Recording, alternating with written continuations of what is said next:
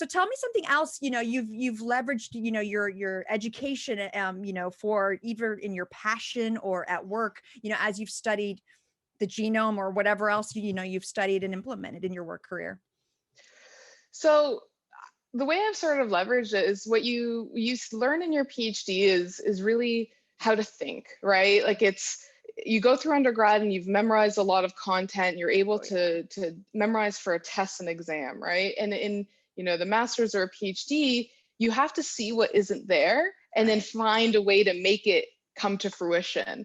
And that's a really interesting sort of experience to have. Yes, it is.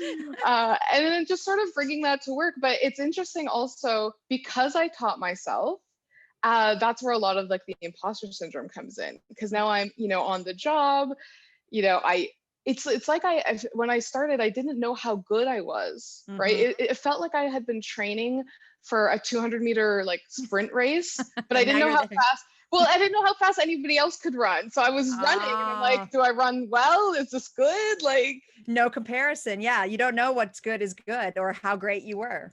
So I have no idea. And so that was definitely really tricky, because as I, started going into job interviews, and trying to see, how I could compare to my peers and where I was at, it was definitely a bit of a hurdle for me to understand sort of where did I rank, and, did I teach myself well? Like how am I actually doing? So